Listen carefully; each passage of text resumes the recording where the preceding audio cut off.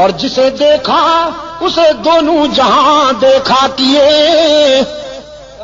صدیقہ کائنات رضی اللہ تعالی عنہ افسردہ ہو کر اجازت لے کر اپنے باپ کے گھر آئیں، صدیق اکبر کے گھر آئیں، یہ سوچتے ہوئے کہ ماں کو درد دل سناؤں گی، باپ کے سامنے آنسو بہاؤں گی، لیکن فرماتی ہیں گھر پہنچی تو ماں بھی آنسو میں ڈوبی ہوئی ہے، باپ بھی قرآن کی تلاوت کرتے ہیں اور زارو قطار رو رہے ہیں۔ میری تو سمجھ میں کچھ نہیں آ رہا تھا۔ دیکھا منافقین کا پراپیگنڈا کیسے کیسے معصوموں کو مبتلا کر دیتا ہے۔ فرماتی ہیں سمجھ میں کچھ نہیں آ رہا تھا کہ میرے گھر کیا قیامت ٹوٹ گئی۔ یہ تو مصطح کی زبانی پتہ چلا کہ عائشہ کتنی بھولی ہے تو، تیرے خلاف تو مستقل محاذ بن چکا ہے، مستقل محاذ بن چکا ہے، تیری کردار کشی کے لیے لمبی چوڑی دلیلیں دی جا رہی ہیں، افسانے گھڑے جا رہے ہیں، کہانیاں گھڑی جا رہی ہیں، قسمیں اٹھائی جا رہی ہیں کہ عائشہ ایسی ہے، عائشہ ویسی ہے، تجھے تو پتہ ہی نہیں ہے کسی بات کا۔ فرماتی ہے میں اس قدر متاثر ہوئی کہ بے ساختہ بخار میں مبتلا ہو گئی، گھر کے اس کونے میں چلی گئی مسلح اٹھا کر جہاں مکمل اندھیرا تھا، تنہائی تھی۔ ماں نے گھبرائی ہوئی بیٹی کو مسلح اٹھا کر جاتے دیکھا، سوچا کہیں جان سے نہ مار ڈالے خود کو، پوچھا بیٹی کہاں جاتی ہو؟ عائشہ نے کہا چپ رہیے، گھبرائیے نہیں، ہائی کورٹ تو ناراض ہو گیا ہے، ذرا سپریم کورٹ کا دروازہ کھٹکھٹانے جا رہی ہوں، اب اس کے دروازے پہ آنسو بہانے جا رہی ہوں جہاں آدم روتے ہیں، زکریا روتے ہیں، ابراہیم روتے ہیں، یونس روتے ہیں اور سب کے آنسو پوچھے جاتے ہیں۔ آج اس کے محبوب کی عائشہ بھی آنسو کا نذرانہ لے کر جا رہی ہے، اللہ کی عدالت میں اپیل کرنے جا رہی ہوں، میرے معبود میرے کردار کو کوئی اور جانے یا نہ جانے، لیکن تو میرے کردار کو بھی جانتا ہے، افکار کو بھی جانتا ہے۔ یہاں عائشہ نے آنسو کی برسات میں اللہ کی عدالت میں اپیل کر دی، وہاں رحمت عالم صلی اللہ علیہ وسلم نے صحابہ کا اجلاس بلا لیا، صحابہ کا اجلاس بلا رکھا ہے۔ میرے آقا نے فرماتے ہیں بتاؤ کیا کروں، عائشہ کے معاملے میں رائے دو، کیا کروں؟ صحابہ رو رہے ہیں، کسی میں جرأت گفتار ہی نہیں، آنکھیں برس رہی ہیں، سسکیاں سنائی دیتی ہیں، آہوں کی آواز آتی ہے۔ رحمت عالم فرماتے ہیں بولو نا، عائشہ کے معاملے میں کیا کروں، لوگ ایسی ویسی باتیں کر رہے ہیں۔ ایک آواز آئی اللہ کے رسول اگر عائشہ سے آپ زیادہ ہی کبیدہ خاطر ہیں، اگر آپ کا دل زیادہ دکھ گیا ہے تو آزاد کر دیجئے۔ نبی کو بیویوں کی کمی تو نہیں، بس یہ آواز اٹھنی تھی کہ فاروق اعظم زارو قطار روتے ہوئے اٹھ کھڑے ہوئے، عرض کیا اللہ کے رسول یہ فیصلہ تو بالکل آخری ہوگا، پہلے یہ بتائیے کہ عائشہ کو آپ کی رفیقہ حیات بنانے والا کون ہے؟ پہلے یہ بتائیے کہ عائشہ کا رشتہ منتخب کرنے والا کون ہے؟ اس نسوانی پیکر کو آپ کے خانوادہ اقدس میں بھیجنے والا کون ہے؟ پہلے یہ ہمیں بتائیے، ہم اس سے پوچھیں گے کہ تم نے کس کے لیے کون سا رشتہ منتخب کیا تھا۔ رسول کی انگلی آسمان کی طرف اٹھ گئی، اللہ کے رسول کے خاموش کنارے نے، خاموش اشارے نے بلاغت کے دریا بہا دیے، فصاحت کے سمندر موجزن کر دیے۔ رسول کی انگلی آسمان کی طرف اٹھی، فاروق کی تلوار نیام سے نکل آئی، عرض کیا اللہ کے رسول جس نے عائشہ کو آپ کے گھر میں آپ کی بیوی بنا کر بھیجا ہے، آپ کے گھر سے نکالنے کا اختیار بھی اسی کو ہے، عائشہ پر تنقید کرنے والوں کو میری تلوار کے حوالے کر دیجیے، ان سے میری تلوار نمٹے گی، انہیں تو میں سمجھوں گا۔ رحمت اعظم صلی اللہ علیہ وسلم کی آنکھوں میں آنسو تھے، لبوں پہ مسکراہٹ چمک گئی، فرمایا جزاک اللہ ابن خطاب، جزاک اللہ، تو نے میرے دل کی گرانیاں دور کر دی، تو نے میرے ذہن کی گرانیاں دور کر دی، جزاک اللہ میرے عمر۔ بس فیصلہ وہیں سے ہوگا، اب میں بھی اسی کے فیصلے کا منتظر ہوں، تم بھی اسی کے فیصلے کا انتظار کرو، ہم سب اللہ کے فیصلے کے منتظر ہوں گے۔ یہاں سے نعرہ تکبیر، نعرہ تکبیر، اسلامی انقلاب، شان صحابہ، شان صحابہ، مولانا عبد مجید شاہ ندیم، مولانا ضیاء الرحمان فاروقی، حضرت مولانا محمد ایوب جان پنوری، چترال کے غیور عوام، مجاہدین افغانستان، ہم سب اللہ کے فیصلے کا انتظار کریں گے۔ میرے آقا یہاں سے اٹھے اور چترال کے روشن ضمیروں، جانتے ہو کہاں پہنچے؟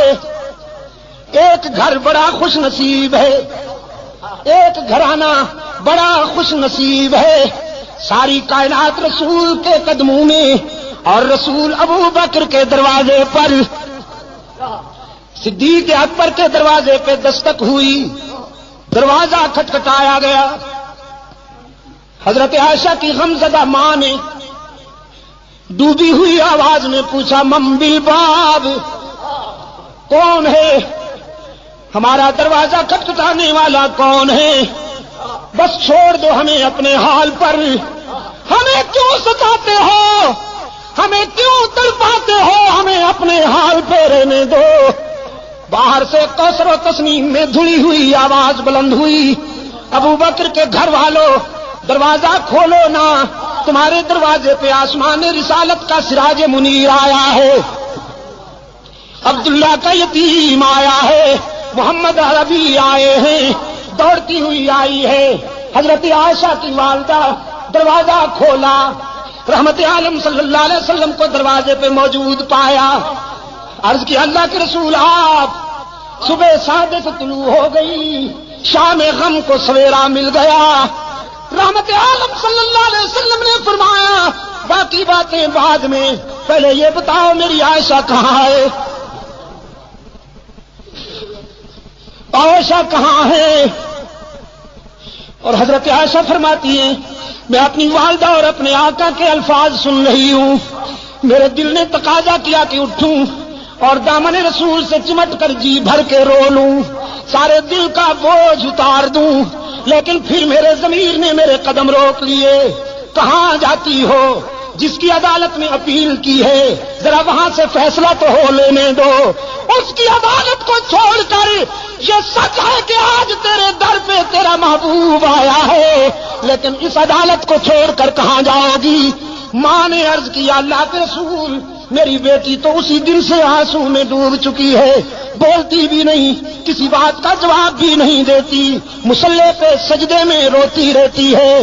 رحمت عالم صلی اللہ علیہ وسلم قریب آئے، عرض فرمانے لگے عائشہ آج اپنی صفائی میں جو کچھ کہنا چاہتی ہو کہو، سننے کے لیے آیا ہوں۔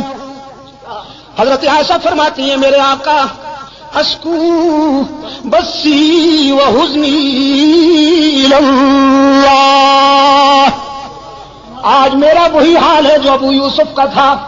فرماتی ہیں میرے غم و حزن کا یہ عالم کہ یعقوب علیہ السلام کا نام ہی بھول گیا، ابو یوسف کہہ کر گزارا کیا۔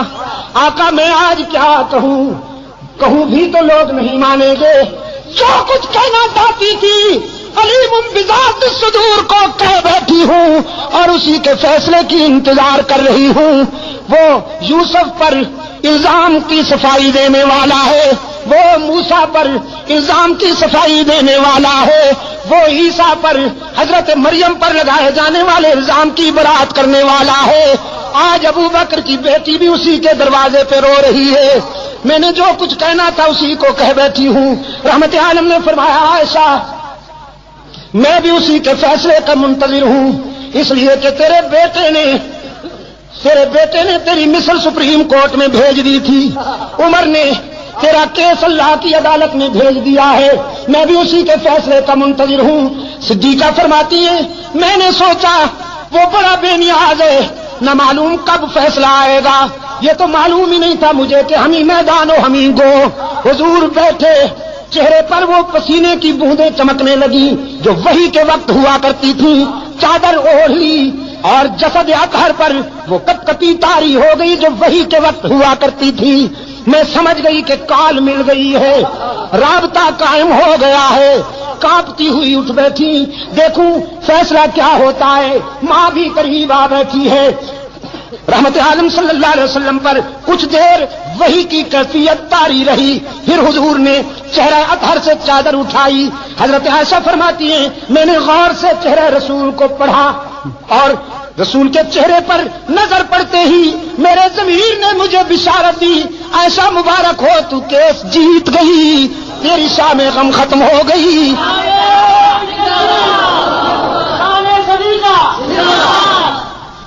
اس لیے کہ رحمت عالم صلی اللہ علیہ وسلم کے چہرے پر غم و حزن کے آثار غائب تھے، راحت و مسرت کا سویرا چمک رہا تھا۔